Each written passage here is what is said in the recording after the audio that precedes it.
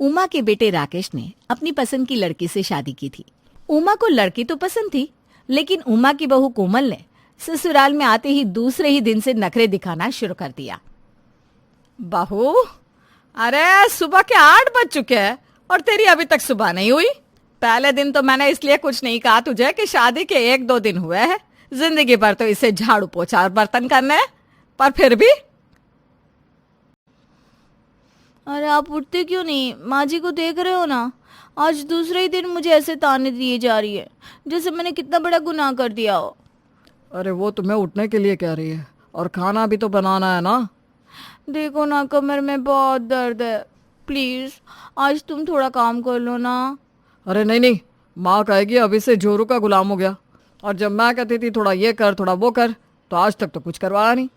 अच्छा ठीक है, मैं भी किचन में चलती हूँ। बस मैं किचन में खड़ी रहूंगी, तब तुम काम करना। ठीक है, पर मुझे माँ के गुस्से से बचा लेना। अब कोमल पहले अपने कमरे से बाहर आती है और उमा कोमल को खाना बनाने को कहती है। उसके बाद राकेश भी कुछ समय बाद किचन में जाता है और ऐसे ही काफी समय राकेश को किचन में हो जाता है और ये सब उमा नोटिस कर रही थी। ये लड़का किचन में तब से है जब से बहू गई है, और आज से पहले तो इसने किचन में कभी कदम भी नहीं रखा, एक गिलास पानी भी नहीं लिया, लेकिन अभी से ये अपनी बीवी के साड़ी के पल्लू से बन चुका है। देखो तो किचन में काम भी हो रहा है या कुछ अलग ही चल रहा है। अरे उमा, कहाँ है? क्या कर रही है? बहू के आने के बाद तो तुझे बस आराम ही आराम है, वरना तो जब भी मैं आती थी तो घर के कामों में लगी रहती थी। अरे अब बहू आई है तो बहू के हाथों का खाना खाने का सुख भी तो मिला है। कब तक खुद से ही बना बना कर खाती रहूंगी। ये भी तो सही कह रही है। अब तो मैं भी अपने बेटी की शादी करके बस निश्चिंत हो जाऊं। दोनों बेटियों को तो ब्याह दिया है, बस एक बेटा रह गया है। हाँ कांता, तू भी ना अब बहू लिया, बहू के हाथों का गर्मा गर्म खाने को मिलेगा तुझे भी। तभी कांता राकेश को बर्तन धोते हुए देख लेती है। लेकिन अभी जो मैं देख रही हूँ उसमें तेरे बेटे के हाथ में बर्तन है और वो बर्तन धो रहा है। अरे तू किसकी बात कर रही है कांता? वहाँ किचन में बहू है मेरी, खाना बना रही होगी। अभी तो मेरी नजरें अच्छी भली है, मैं जो देख रही हूँ वही सच है। तेरी बहू नहीं बल्कि किचन में तेरा बेटा बर्तन धो रहा है। अब जब उमा किचन की तरफ देखती है तो वो ये देखकर हैरान रह जाती है कि किचन में उसका बेटा बर्तन धो रहा है और सामने बहू खड़ी है जो हंस हंस कर बातें कर रही है। बहू के हाथों का सुख नहीं है तेरे जीवन में। चल चलती हूँ, मिलने तो तुझसे आई थी, लेकिन जो देख कर जा रही हूँ उस पर विश्वास भी तो करना पड़ेगा। अब ये पूरे मोहल्ले में गाएगी कि मेरी बहू के होते बेटा किचन में बर्तन धो रहा है। बहू को तो मैं देख लूंगी। कांता के जाने के बाद उमा किचन में जाती है तो देखती है कि राकेश सब्जियां काट रहा है। राकेश, क्या हुआ बहू को जो तेरे हाथों में मुझे करछी बेलन चाकू देखने को मिल रहा है, और कुछ बाकी रह गया है देखने को तो रही सही कसर भी पूरी कर दे। माँ अब किचन में मैं तो बस कोमल की मदद कर रहा था। वो क्या है ना, उसकी कमर में दर्द है तो मुझे आकर कहता, जब मैंने इतने दिन खाना बनाया है तो एक और दिन सही। तुझे शर्म भी आ रही है? बीवी के आने के बाद तू किचन में खाना बना रहा है, बर्तन साफ कर रहा है। अरे अपनी पड़ोसन कांता देख कर गई है ये सब। अच्छा, बस अभी ये सब्जी चढ़ा दूं, बाकी आप देख लो। माँ आप गुस्सा हो गई क्या? नहीं नहीं, प्रसन्न हो गई, अति प्रसन्न। अरे बहू, तुझे तो समझना चाहिए कि किचन में झूठे बर्तन है और वो तो अपने पति से साफ करवा रही है। माँ जी, मैं और वो अलग थोड़ी ना है। अब मेरी प्रॉब्लम वो नहीं समझेंगी तो कौन समझेगा? हाँ हाँ, क्यों नहीं। कल तो तू अपने किए कराए पर भी अपने पति से ही पानी डलवाएगी। उमा को अपने बेटे पर गुस्सा आया था, लेकिन वो अपने बेटे के साथ बहू को भी सुनाती है और घर के काम में लग जाती है। कोमल और राकेश दोनों ही अपनी लाइफ एंजॉय कर रहे थे, लेकिन उमा को इस बात से दिक्कत थी कि उसकी बहू घर के एक काम में हाथ नहीं लगाती। और हद तो तब हो जाती जब दूसरे दिन राकेश ऑफिस जाने लगता है और कोमल अपने पति को रोकते हुए कहती है, अजी सुनिए ना, आप ऑफिस जा रहे हैं लेकिन आज बहुत सारे कपड़े धोने हैं, मुझसे तो बिल्कुल नहीं होगा ये। आप जानते हैं ना मेरे पेट में कितना दर्द है। उमा ये अपने कमरे में बैठी सुन रही थी। लेकिन जान, ऑफिस तो जाना होगा और आज अगर माँ ने मुझे कपड़े धोते हुए देख लिया ना तो फिर गुस्सा करेंगी। तो क्या तुम मुझे ऐसी हालत में काम करता देख सकते हो? अरे तुम इतने प्यार से कहो और तुम्हारा पति काम ना करे। हाय मेरी जान, तुम पर तो जान निछावर है। बस तुम आराम करो, मैं कर देता हूँ घर का काम, माँ को देख लूंगा मैं। ये लड़का मेरे हाथों से जा चुका है, कह रहा है मैं देख लूंगा माँ को। हे प्रभु, कैसी बहू आई है मेरे घर में, और मेरे बेटे को कुछ समझ में क्यों नहीं आ रहा, वो इसका कितना इस्तेमाल कर रही है। अब जब उमा कुछ देर बाद जब करके अपने कमरे से बाहर आती है तो वो देखती है कि उसका बेटा ऑफिस ना जाकर कपड़े धो रहा है, वो भी उसकी बहू के। उमा ये सब देखकर खून के घूंट पीकर अपनी पड़ोसन के पास जाती है और अपनी पड़ोसन को सारा हाल बताती है। देख, तुझे कहना तो नहीं चाहिए लेकिन कह रही हूँ, तू ना अपनी बहू को डांट टपट कर रख, और हो सके तो इसकी माँ को धमका कि अगर ये ऐसे ही करती रही तो इसे इसके मायके बिठा देगी। अरे हाँ कांता, ये तो मैंने सोचा ही नहीं। आज ही, बल्कि अभी ही मैं इसकी माँ को धमकाती हूँ। रुक, तेरे सामने इसकी माँ को फोन लगाती हूँ। हाँ लगा, और कड़क आवाज में बोल। अब जैसे ही उमा अपनी समधन को फोन लगाती है, उधर से उमा की समधन और कोमल की माँ फोन उठाती है। उमा अपनी समधन को सारी बातें कह देती है।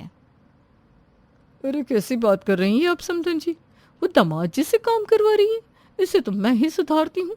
आप रुकिए, कल ही मैं आती हूँ और देखती हूँ कि ये निकम्मी काम कैसे नहीं करती और दामाद जी को ऑफिस कैसे नहीं जाने देती। अरे ये तो फुलझड़ी नहीं, आइटम बम निकली। उमा, अब तो तेरी बहू को उसकी माँ ही ठीक करे तो ज्यादा अच्छा रहेगा। अब अगले ही दिन सुबह सुबह सरला अपनी बेटी के ससुराल आ जाती है और कोमल भी अपनी माँ को देखकर खुश होती है।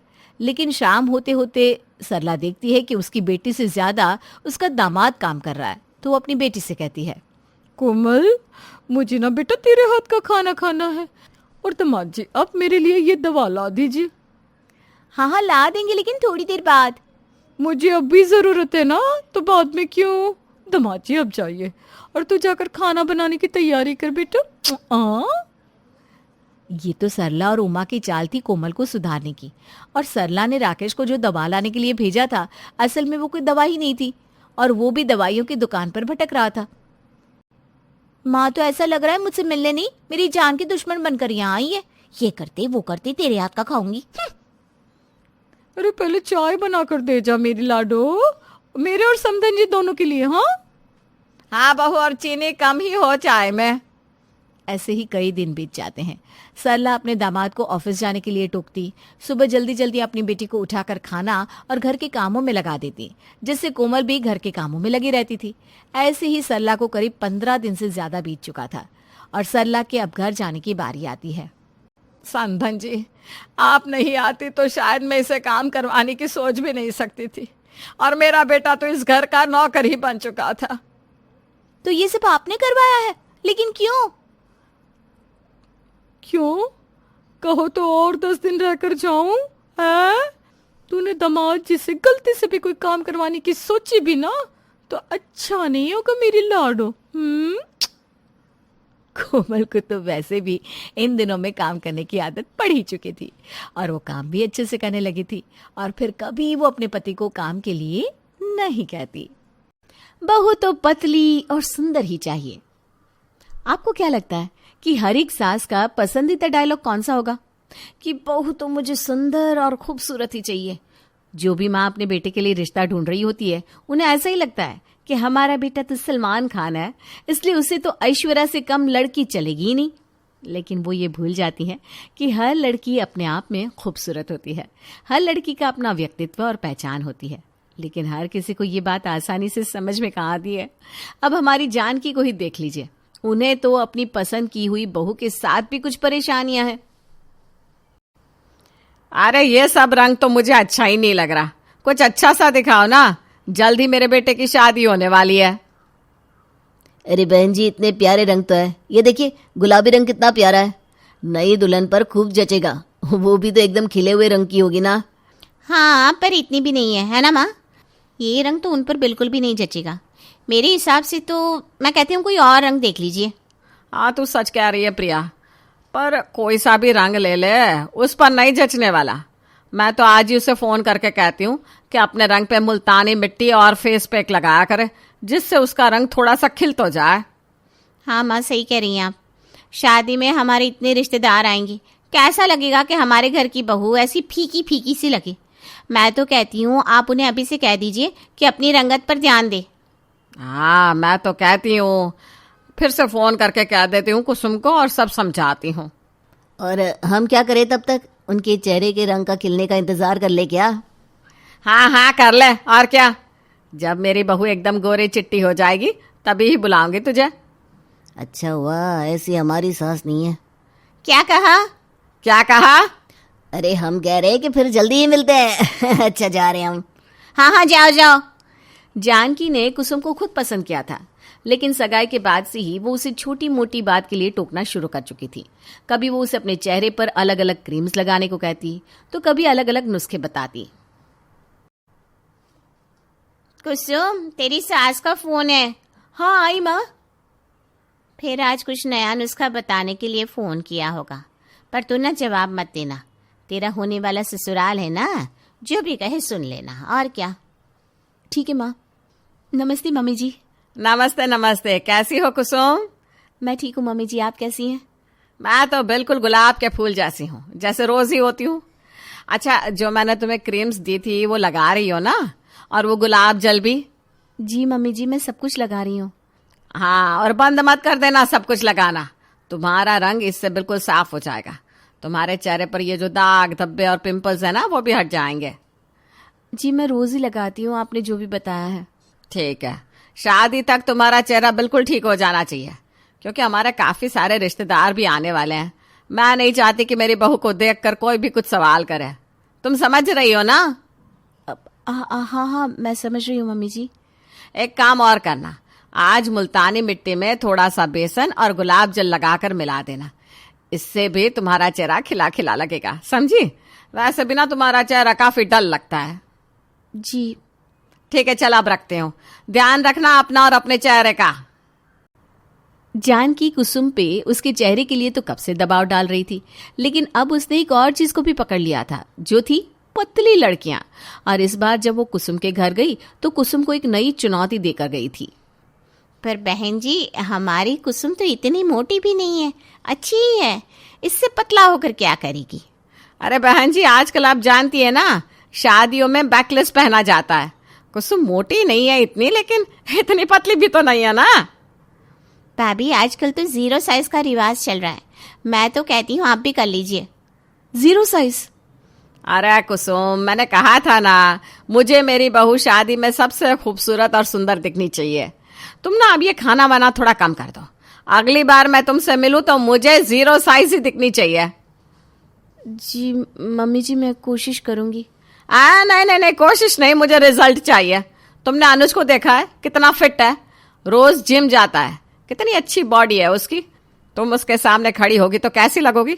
इसलिए आज से तुम्हारा खाना पीना बंद और बाहर खाना भी बंद। आज से इसे बस सलाद दीजिएगा बहन जी।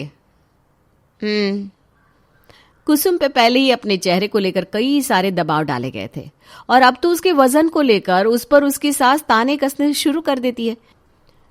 इसको लेकर कुसुम अब काफी स्ट्रेस्ड रहने लगी थी, और जब उसने इस बारे में अपने होने वाले पति से बात करनी चाहिए तो अरे ठीक ही तो कह रही है माँ, हम दोनों की जोड़ी तो अच्छी लगनी चाहिए ना। मुझे देखो, मैं कितना फिट हूँ, मेरे कई सारे दोस्त भी आएंगे। तुम थोड़ा सा कम खाओगी तो क्या हो जाएगा? लेकिन मैं इतनी मोटी नहीं हूँ अनुज, तुम्हें नहीं लगता कि मैं जैसी हूँ वैसा ही रहना चाहिए मुझे? अरे कौन कह रहा है तुम अच्छी नहीं हो, लेकिन खुद को बेहतर बनाने में हर्ज क्या है? बस अब तुम ये शिकायत करना बंद कर दो। जैसा माँ ने कहा है, थोड़ा अपने चेहरे और वजन पर ध्यान देना शुरू कर दो। ठीक है।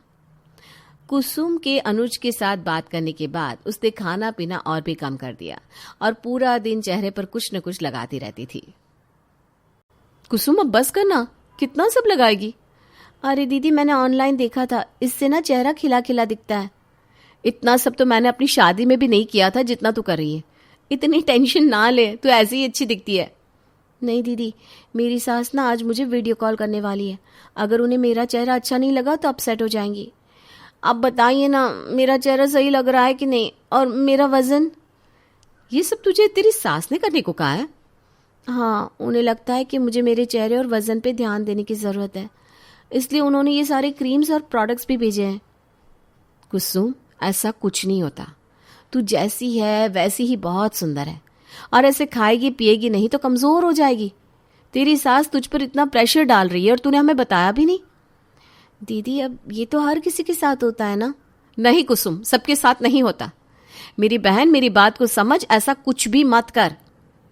अरे दीदी, मेरी सास का वीडियो कॉल आ रहा है, मैं ठीक लग रही हूँ ना? कुसुम की हालत देखकर उसकी बहन बहुत परेशान हो रही थी, क्योंकि जैसे जैसे शादी का वक्त पास आ रहा था, कुसुम और भी ज्यादा डिप्रेस्ड और मायूस लगने लगी थी।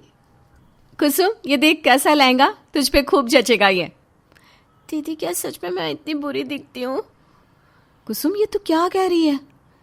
दीदी, मैं कितनी कोशिश करती हूँ कि मैं अपने ससुराल वालों को अच्छी लगूं, लेकिन वो कुछ ना कुछ मुझ में खामी निकाल ही लेते।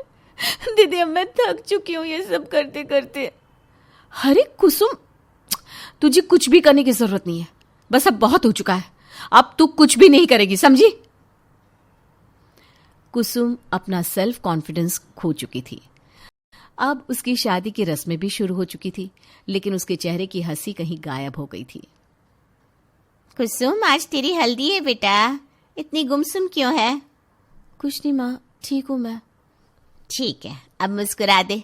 देख, नीचे सारे मेहमान भी आ गए हैं, तेरी सास और ननद भी आते ही होंगे। वो दोनों भी आ रहे हैं? देवकी कुसुम को नीचे ले आती है, जहां सारी औरतें हल्दी के लिए बैठी हुई थी। अरे ये देखो, आ गई मेरी परी।